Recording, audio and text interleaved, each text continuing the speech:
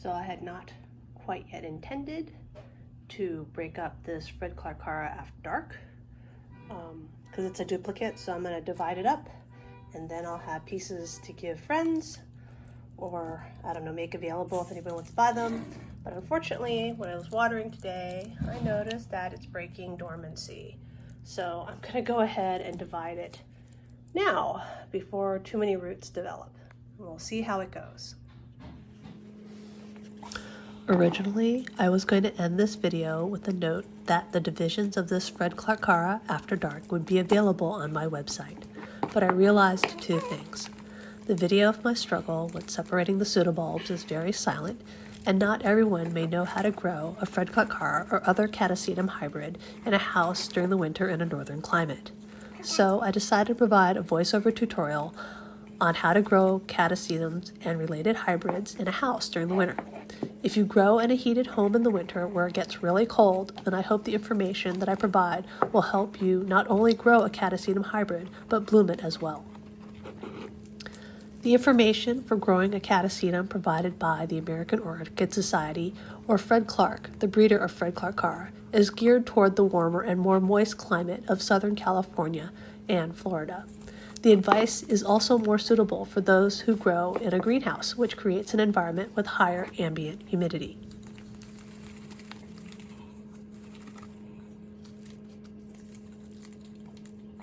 I'm soaking the pot because the plant's stuck to it, the roots are stuck to it. And even though it's not great, this is how I'm gonna try to get all the media off the old roots and out of this pot. Now I am using a tag to kind of edge along, separate it from the pot. I wish I had an old butter knife for this, but I don't have any disposables that I can use for this, so I was using a tag.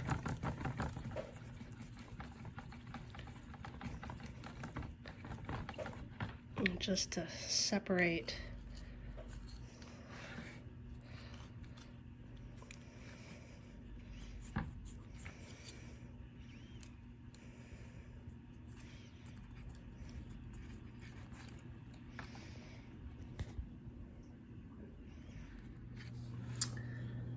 Hi, Cupid. Oh, scared you. Fred Clarkara is composed of three genera of orchids, Catasetum, Clowezia, and Mormotes. All three groups of these orchids are found in the Americas, stretching from Mexico through Central America and into South America. The farthest south any of these orchids is found is northern Argentina. Catasetum, Clowezia, and Mormotes are tropical orchids, and they grow in the areas that have 50% or higher humidity. Paper, so when I unwrap my Equigenera, keep the aggressiveness.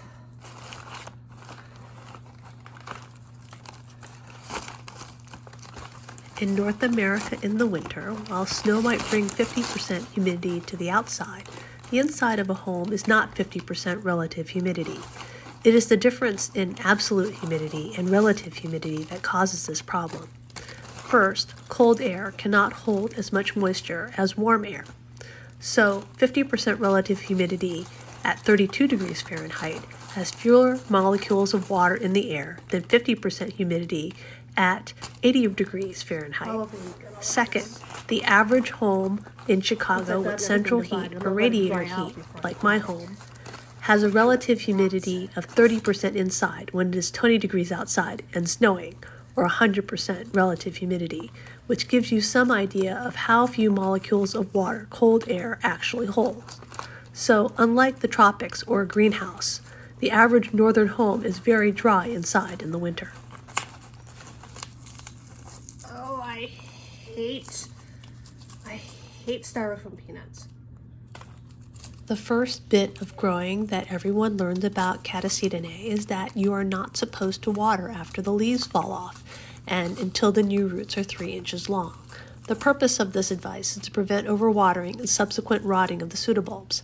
However, in an environment that is 30% relative humidity, like a Chicago home, That is not enough moisture to keep the plant from losing moisture and energy, which cannot be used to generate a new growth.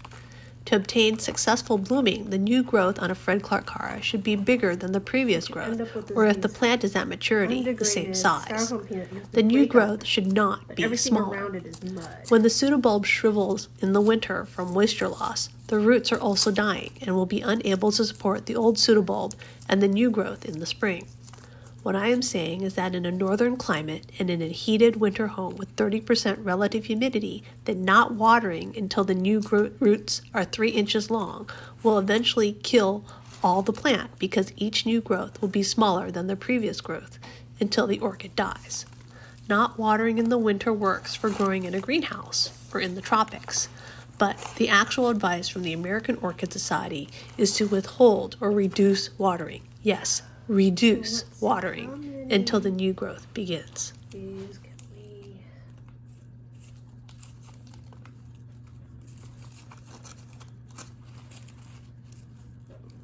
think easily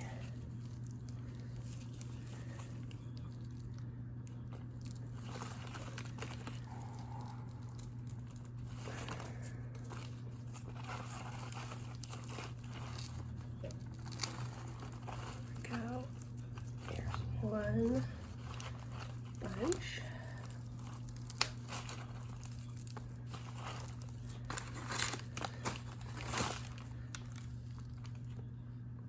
Trying not to press on that new growth. Fred Clark Cara does go through a rest in the winter. Its leaves do fall off, but if the plant is blooming, then it needs to be watered normally until it's done flowering. However, once it is done flowering, water should not be fully stopped if you are growing in a cold climate inside your home because there is not enough absolute humidity in the air. In my growing area, I try to keep my humidity at 50% with the warm mist humidifier, but my winter temperatures at night are in the 50s, so I will lightly mist the moss in my Fred Clark Cara and other Catasetum hybrids once a month. If you're growing on your windowsill and do not have a whole house humidifier on your furnace or a tabletop humidifier nearby, then I would recommend misting your media every 2 weeks. This would be reducing watering. To mist, not soak or thoroughly water the media.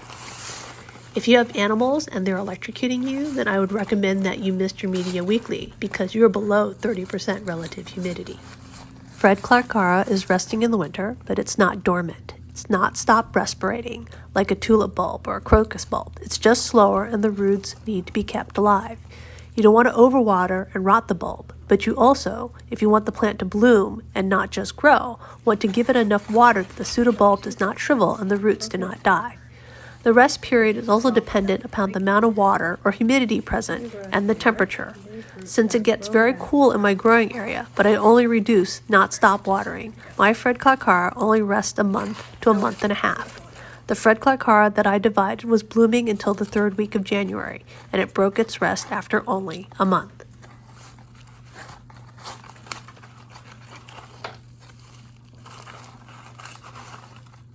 I am going to have to snap some roots. They are intertwined.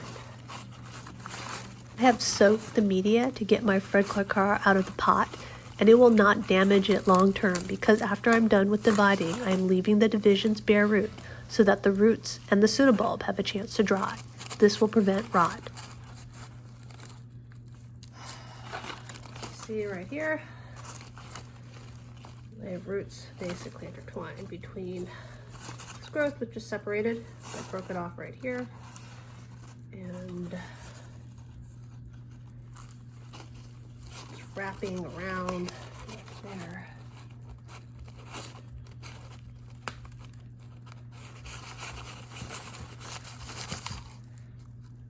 Finally, Catasetums and their hybrids like Fred Clark Cara only put out new growths from the newest pseudobulb. However, the old pseudobulbs have multiple dormant eyes.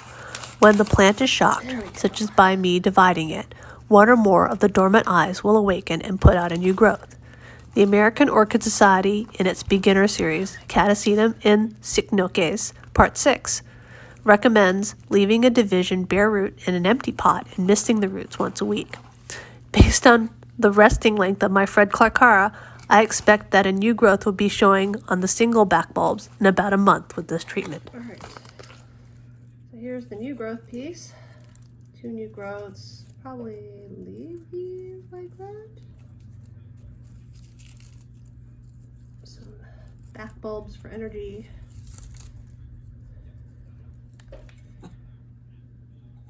That's 1. And this looks like I've actually divided it into 2 pieces.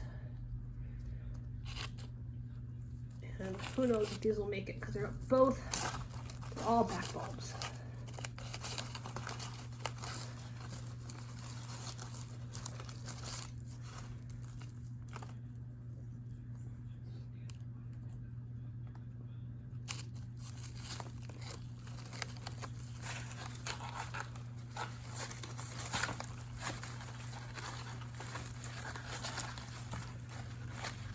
Who knows if they even have live nodes to sprout new growth.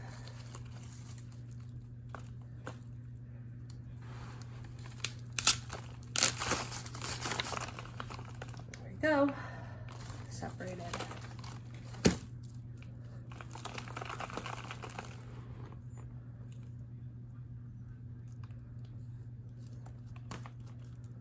All right. Now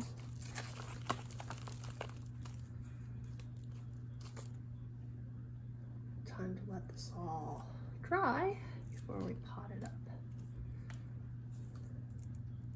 Oh, this isn't even attached. All right. So 1, 2, just back bulbs, all back bulbs. We'll have to see if they sprout. And 2 bulb piece. Then our front section with 3.